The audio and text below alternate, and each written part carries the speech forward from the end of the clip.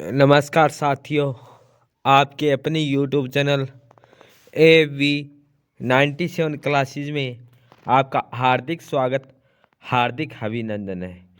आज हम NCERT 10th class जो अध्याय नंबर 5 है वो हम डिस्कशन कर रहे थे।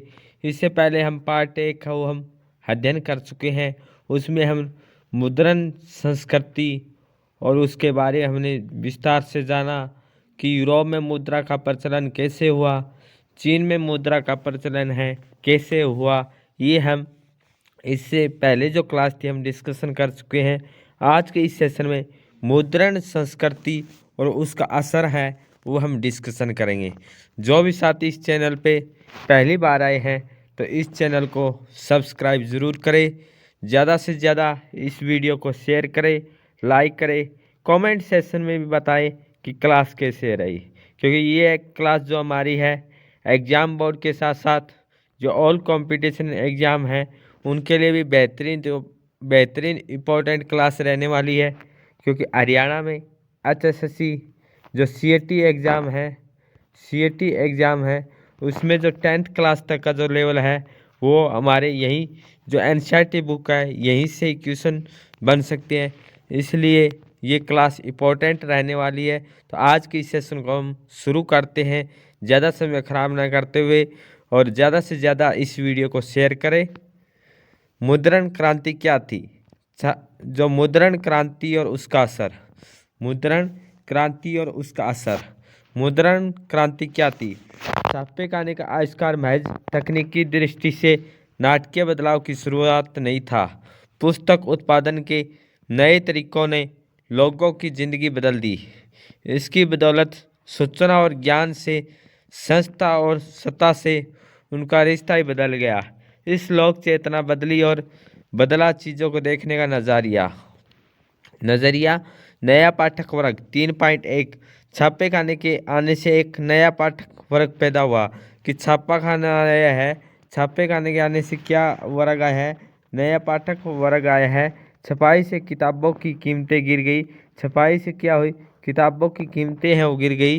किताब की हर प्रति के उत्पादन में जो वक़्त और श्रम लगता है वह कम हो गया।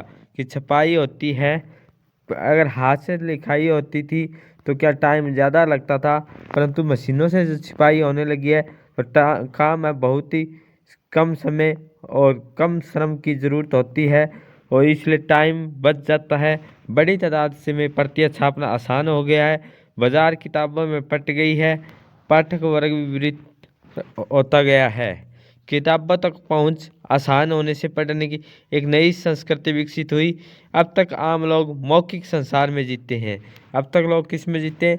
मौखिक संसार में। धार्मिक किताबों का वाचन सुनते थे।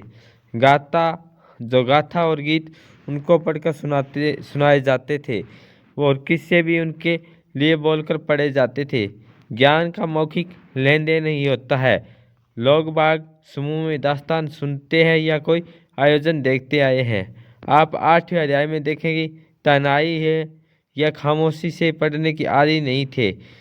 छपाई क्रांति के पहले किताबें न केवल महंगी थी बल्कि उन्हें पर्याप्त मात्रा में छापना भी असंभव था। अब किताबें समाज के व्यापक तबकों तक पहुंच गई है। अगर पहले की जनता श्रोता थी तो कह सकते कि अब पाठक जनता अस्तित्व में आ गई थी, लेकिन यह संक्रमण सरल नहीं था। किताबें सिर्फ साक्षर ही पढ़ सकते थे और यूरोप के अधिकांश देशों में 20वीं सदी तक साक्षरता की दर सीमित थी। प्रशासकों के लिए सवाल था कि लोगों में छपी किताब के प्रति जो दिलचस्पी कैसे जगाएं। इसके लिए उन्हें मुद्रित कृति की व्यापक पहुंच का ध्यान रखना था। जो नहीं पढ़ पाते थे वे बोलकर पढ़े गए को सुनकर उसका लुत्फ तो उठाते ही थे। इसलिए मुद्रकों ने लोकगीत लोककथाएं छापनी शुरू कर दी। ऐसी किताबें आमतौर पर तस्वीर में खूब सजी धजी यानी सचित्र होती है। फिर इन्हें सामूहिक ग्रामीण सभाओं में या इन्हें शहरी शराब घरों में गाया और सुनाया जाता था। नया शब्द क्या है? गाथा और गीत। जो गाथा और गीत क्या है? लोकगीत का ऐतिहासिक आख्यान जिसे गाया या सुनाया जाता है। क्या होता था? गाथा गीत। शराब घर वह जगह जहाँ लोग शराब पीने, खाने, दोस्तों से मिलने और बात विचार के लिए आते हैं। क्या शराब घर। इस तरह मौखिक संस्कृति मुद्रित संस्कृति में दाखिल हुई। छपी सामग्री मौखिक अंदाज में प्रसारित हुई। मौखिक और मुद्रित संस्कृतियों के बीच की विभाजक रेखा धुंधली पड़ गई। श्रोता और पाठक वर्ग एक दूसरे में घुल मिल गए थे। नेक्स्ट पॉइंट हमारा है 3.2 धार्मिक विवाद और प्रिंट का डर। धार्मिक विवाद और प्रिंट का डर है वो कैसे था। छापे खाने से विचारों के व्यापक प्रचार प्रसार और बहस मुहासे के द्वार खुले। स्थापित सत्ता के विचारों से असहमत होने वाले लोग भी अपने विचारों को छापकर उन्हें फैला सकते थे। छपे संदेश के जरिए लोगों को अलग ढंग से सोचने के लिए मना सकते थे या कोई कार्रवाई करने के लिए प्रेरित कर सकते थे। जाहिर है कि इस बात का जीवन के कई क्षेत्रों में गंभीर महत्व था। हर कोई मुद्रित किताब को लेकर खुश नहीं था। हर कोई मुद्रित किताब को लेकर खुश नहीं था। जिन्होंने इसका स्वागत भी किया उनके मन में इसको लेकर कोई डर थे। कई लोगों की छपी किताब के व्यापक प्रसार और छपे शब्द की सुगमता को लेकर यह आशंका है कि न जाने इसका आम लोगों के जहन पर क्या असर होगा। वह ताकि अगर छपे हुए पढ़े जा रहे कोई नियंत्रण न होगा जो लोगों में बागी और अधार्मिक विचार पनपने लगे। अगर ऐसा हुआ तो मूल्यवान साहित्यिक सत्ता की नष्ट हो जाएगी और धर्मगुरु और सम्राटों तक कई लेखकों और कलाकारों के द्वारा व्यक्त की गई चिंता नव मुद्रित और नव प्रसारित साहित्य की व्यापक आलोचना का आधार बनी।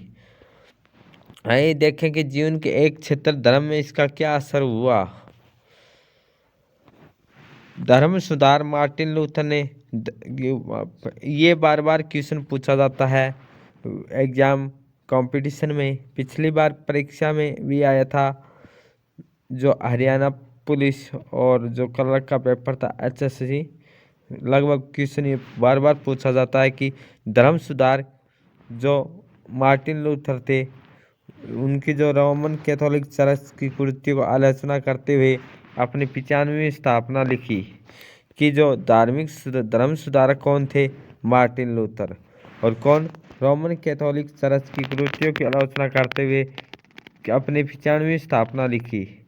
इसकी एक छपी प्रति विटेनबर्ग के गिरजाघर के दरवाजे पर टांगी गई। इसमें मार्टिन लूथर ने चर्च को शास्त्रार्थ के लिए चुनौती दी।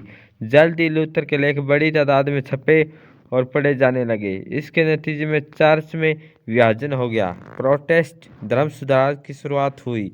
कुछ ही हफ्तों में ये न्यू टेस्टामेंट के लूथर के तर्जुमे या अनुवाद की 5000 प्रतियां बिक गई और 3 महीने के अंदर दूसरा संस्करण निकालना पड़ा। प्रिंट के प्रति तहे दिल से कृतज्ञ लूथर ने कहा, मुद्रण ईश्वर की दी हुई महानतम देन है। मुद्रण किसके? ईश्वर की दी हुई महानतम देन है और सबसे बड़ा तोहफा है। किसने कहा था? लूथर ने कहा था। कौन है लूथर? Martin Luther. क्या बात कही थी कि मुद्रण ईश्वर की दी हुई महानतम देन है। कुछ इतिहासकारों का ये ख्याल है कि छपाई ने नया बौद्धिक माहौल बनाया और इसमें धर्म सुधार आंदोलन के नए विचारों के प्रसार में मदद मिली। प्रोटेस्ट धर्म सुधार 16वीं सदी में यूरोप में रोमन कैथोलिक चर्च में सुधार का आंदोलन की 16वीं शताब्दी में इसमें सुधार है रोमन कैथोलिक चर्च में। मार्टिन लूथर प्रोटेस्ट सुधारकों में से एक थे। इस आंदोलन से कैथोलिक ईसाई मत के विरुद्ध में कई धाराएं निकली। मुद्रण और प्रतिरोध। मुद्रण और प्रतिरोध। मुद्रण और प्रतिरोध क्या है? छपे लोक साहित्य के बल पर कम शिक्षित लोग धर्म की अलग अलग व्याख्या से परिचित हुए। 16वीं सदी के इटली के एक किसान कौन है? मेनोकियो ने अपने इलाके में उपलब्ध किताबों को पढ़ना शुरू किया था। कि एक किसान है मेनोकियो ने अपने इलाके में उपलब्ध किताबों को पढ़ना शुरू किया। उन किताबों के आधार पर उसने बाइबल के नए अर्थ निकालने शुरू कर दिए। उसने ईश्वर और सृष्टि के बारे में ऐसे विचार बनाए कि रोमन कैथोलिक चर्च उससे क्रुद्ध हो गए। ऐसे धर्म विरोधी विचारों को दबाने के लिए रोमन चर्च ने जब इक्विजिशन है, इक्विजिशन धर्मद्रोहियों का दुरुस्त करने वाली संस्था शुरू किया। कि धर्मद्रोहियों को दुरुस्त करने वाली कौन सी संस्था शुरू की गई थी? इक्विजिशन। और किसके द्वारा? रोमन चर्च ने। और मेनोकियो को 2 बार पकड़ा गया और आखिरकार उसे मौत की सज़ा दे दी गई। कि कह रहा है कि धर्म विरोधी विचार को दबाने के लिए जो दुरुस्त करने वाले संस्था थी उसका नाम क्या था? तो आएगा इक्विजिशन। इक्विजिशन। और किसने? रोमन कैथोलिक चर्च के द्वारा शुरू की गई थी। और किसको 2 बार पकड़ा गया था? मेनोकियो को। उसे मौत की सज़ा दी गई। धर्म के पास ऐसे पाठ और उस पर भी उठाए जा रहे सवालों से परेशान रोमन चर्च ने प्रशासकों और पुस्तक विक्रेताओं को कई तरह की पाबंदियां लगाई। 1858 ईस्वी में प्रतिबंधित किताबों की सूची रखने लगे।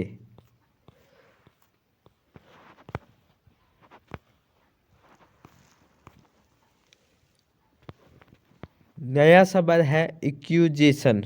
धर्म अदालत। विधर्मियों की शिनाख्त करने और सजा देने वाली रोमन कैथोलिक संस्था। धर्म विरोधी। इंसानी विचार जो धर्म की मान्यताओं से असहमत हो। मध्यकाल में चर्च विद्रोहियों या धर्म द्रोह के प्रति सुख था। उसे लगता कि लोगों की आस्था उनके विश्वास पर सिर्फ उसका अधिकार है, उसकी बात ही अंतिम है। पढ़ने का जुनून। पूरे 17वीं और 18वीं सदी के दौरान यूरोप के ज़्यादातर हिस्से में साक्षरता बढ़ती रही। कि 17वीं और 18वीं शताब्दी के दौरान यूरोप के ज़्यादातर हिस्सों में क्या साक्षरता बढ़ती रही। अलग अलग संप्रदाय के चर्चों ने गाँव में स्कूल स्थापित किए। किसान कारीगरों को शिक्षित करने के लिए 18वीं सदी के अंत तक यूरोप के कुछ हिस्सों में तो साक्षरता 60 से 90% थी। कितने प्रतिशत थी? 60 से 90%। कहाँ थी? यूरोप के अंत तक के कुछ हिस्सों में। और यूरोपीय देशों में साक्षरता और स्कूलों के प्रसार के लिए 7 लोगों में पढ़ने का जैसे जुनून पैदा हो गया।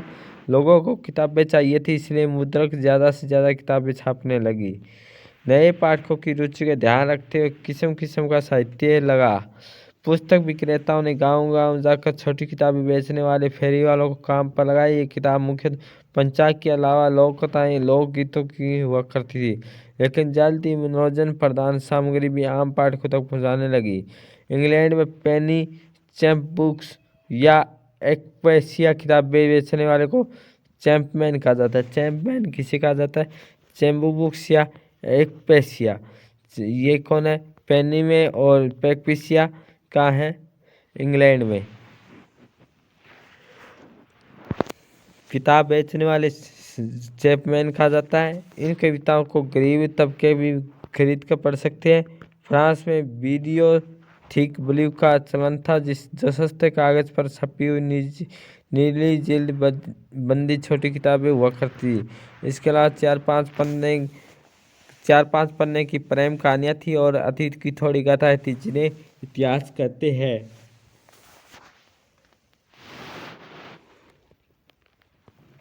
आप देख सकते हैं कि अलग अलग उद्देश्य और दिलचस्पी के हिसाब से किताबों के कई आकार प्रकार थे। 18वीं सदी के आरंभ से पत्रिका का प्रकाशन शुरू हुआ। पत्रिका का शुरुआत कब हुई थी? 18वीं सदी। पत्रिका की शुरुआत कब हुई थी? 18वीं सदी।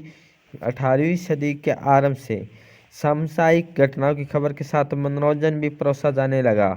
अखबार और पत्रों में युद्ध और व्यापार से जुड़ी जानकारी के अलावा दूर देशों की खबरें होती थी।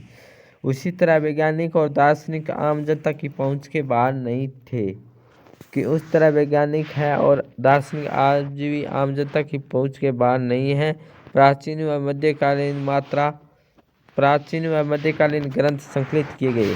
प्राचीन व मध्यकालीन ग्रंथ में क्या सम्मिलित किए? ग्रंथ सम्मिलित किए गए। और नक्शों के साथ साथ वैज्ञानिक खाके भी बड़ी मात्रा में छापे गए। नक्शे के साथ साथ क्या किया गया? वैज्ञानिक खाके भी बड़ी मात्रा में छापे गए। अब आइजैक न्यूटन जैसे वैज्ञानिकों ने अपने आविष्कार प्रकाशित करने शुरू किए थे, उनके लिए विज्ञान बोध में पग्गा एक बड़ा वर्ग तैयार हो चुका था। टॉमस पेन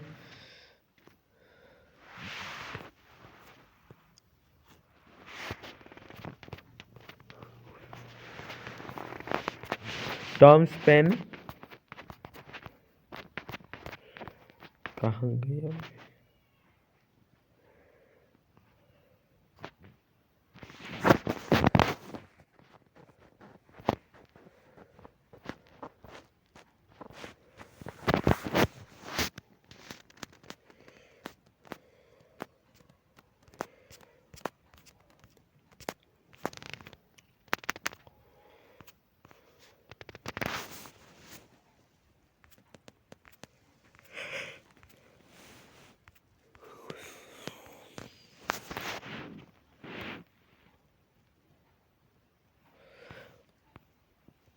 इस तरह वैज्ञानिक और दार्शनिक आम जनता की पहुंच के बाहर नहीं रहे। प्राचीन और मध्यकालीन ग्रंथ संकलित किए, नक्शों के लिए साथ साथ वैज्ञानिक खाके भी बड़ी मात्रा में तैयार किए। हमने डिस्कशन किया दुनिया के जालिमों तक। अब हिलोगे तुम।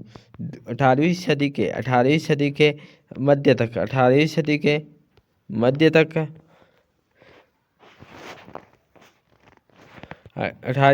मध्य तक आम विश्वास बन चुका था और जिसके जरिए प्रगति और ज्ञानोदय होता था। कई सारे लोगों को किताब दुनिया बदल सकती है कि निरंकुशवाद और आतंकी राज्य सत्ता से समाज को मुक्ति दिलाकर ऐसा दौर लगाएगी।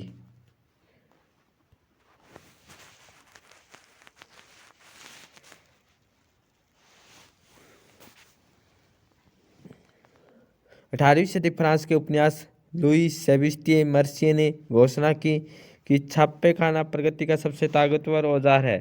इससे बन रही जनमत की आंधी में निरंकुशवाद उड़ गया।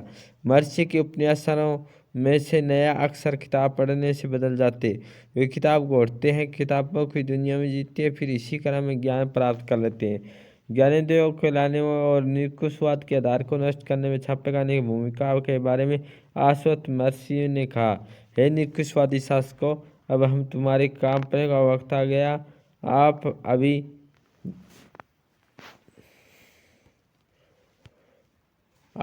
अभी आभासी लेखक की कलम के जोर के आगे तुम हिले उठोगे।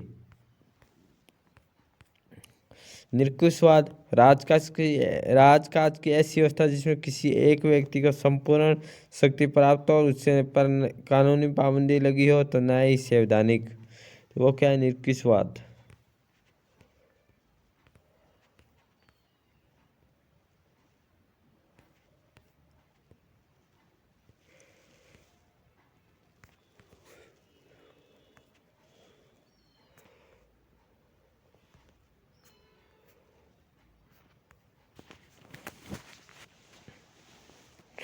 तीसरी है 780 के दशक में राजशाही और उसकी नैतिकता का मजाक। उड़ने वाले साहित्य को ढेर लग चुका था। इस प्रक्रिया में सामाजिक व्यवस्था को लेकर तमाम सवाल खड़े हो गए थे। कार्टून और कैरिकेचरों में व्यंग्य में यह भाव ऊपर था कि जनता तो मुश्किलों में फंसी है, जबकि राजशाही भोग विलास में डूबी हुई है। भूमिगत घूमने वाले इस साहित्य ने लोगों के राजतंत्र के खिलाफ भड़काया। हम इन तर्कों को कैसे मदद कर सकते हैं? इसमें तो कोई शक नहीं कि छिपाई न विचारों को फैलाने में मदद करती। नहीं याद रहे कि लोग हर बार की सामग्री पढ़ते हैं। एक तरह अगर रूसो और वाल्डेयर पढ़ रहे हैं, तो दूसरी तरफ चर्च और राज्य का प्रोपेगेंडा भी प्रचार है। हर पीढ़ी या देखी चीज से तो सीधे प्रभावित नहीं हो सकती। कुछ विचारों को स्वीकारते तो कुछ नकारते हैं, फिर चीज़ों को अपने ढंग से व्याख्या भी करते हैं। मुदर्न ने उनके पमानस को सिद्ध तौर पर भले ही नहीं रचा, पर इसने अलग ढंग से सोचने की संभावना भी व्यक्त की थी। 19वीं सदी में यूरोप ने जन साक्षरता की दिशा में लंबी लंबी छलांगें लगाई, जिसके बुत्ते महिलाएं और बच्चों के रूप में बड़ी मात्रा में नया पाठ्य वर्ग तैयार हुआ। बच्चे, महिला और मजदूर। 19वीं सदी के आखिर में प्राथमिक शिक्षा अनिवार्य होने के चलते पाठकों की एक अहम श्रेणी बन गई। प्रकाशन उद्योग के लिए पाठ्य पुस्तकों का उत्पादन महत्वपूर्ण हो गया। फ्रांस में 1857 में सिर्फ बाल पुस्तक छापने के लिए एक प्रेस या मुद्रणालय स्थापित किया गया था। तब 1857 में कहाँ जी? फ्रांस में। और प्रेस में यानी नई दोनों तरह की परिकथाओं को और लोक कथाओं का प्रकाशन किया गया। जर्मनी के ग्रीम बंधुओं ने वर्षों लगाकर किसानों के बीच से लोक कथाएं जमा की। उनके द्वारा एकत्रित सामग्री का संपादन हुआ। फिर कहानियों को 1812 के एक संकलन में छापा गया। बच्चों के लिए अनुपयुक्त सामग्री या चीज़ें कुलीन वर्गों की अश्लील लगती थी। उन्हें प्रकाशित संस्करण में शामिल नहीं किया जाता था। इस तरह की पुरानी ग्रामीण लोककथाओं को नया रूप मिला छपने से, पर वो दर्ज तो हुई है, उस प्रक्रिया में बदल भी गई। महिला पाठकीय और लेखिका की भूमिका में ज़्यादा अहम हो गई। पेनी मैगजीन्स या एक्सप्रेसिया पत्रिकाएं खास तौर पर उनके लिए होती है, वैसे जैसे कि सही चालन और गृहस्थी सिखाने वाली निर्देशिका हो। 19वीं सदी में जब उपन्यास छपने लगे तो महिला उनका अहम पाठक बन गई। मशहूर उपन्यासकारों के लेखक अग्रणी थी। जैन ऑस्टिन, ब्रॉन्ट बहनें, जॉर्ज इलियट आदि। उनके लेखन से नई नारी की परिभाषा उभरी, जिसका व्यक्तित्व सुदृढ़ था, जिसमें गहरी सूझबूझ थी और जिसका अपना दिमाग था, अपनी इच्छा शक्ति थी। 17वीं सदी से किराए पर किताब देने वाले पुस्तकालय अस्तित्व में आ गए। 19वीं सदी के इंग्लैंड में ऐसे पुस्तकालयों का उपयोग सफेद कॉलर मजदूरों, दस्तकारों और निम्न वर्गीय लोगों को शिक्षित करने के लिए किया गया था। काम के दिन के छोटे होने के बाद मजदूरों को अपने सुधार और आत्मीय अभिव्यक्ति के लिए थोड़ा वक्त मिलने लगा। उन्होंने अपनी बड़ी संख्या में राजनीतिक पर्चे और आत्मकथाएं लिखी थी। नए तकनीकी परिष्कार। 18वीं सदी के अंत में प्रेस धातु से बनने लगे थे।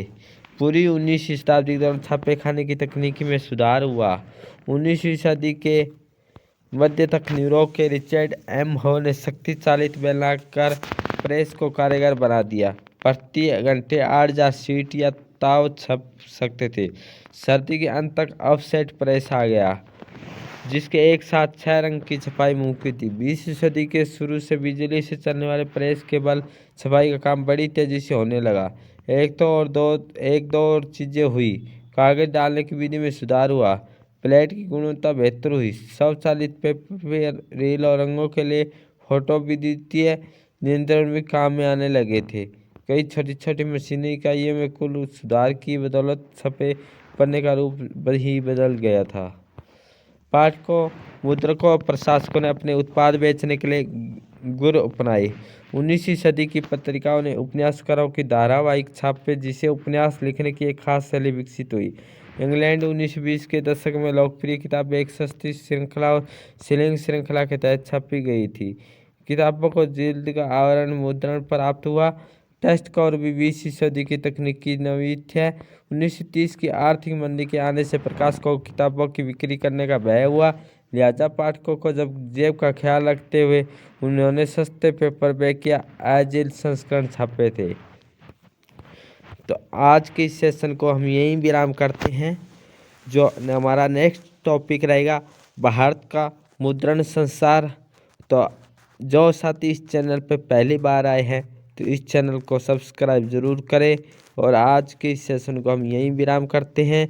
मिलते हैं नेक्स्ट क्लास के साथ। जो नेक्स्ट टॉपिक रहेगा हमारा भारत का मुद्रण और संसार, इसमें कल फिर मिलते हैं। जय हिंद, जय भारत।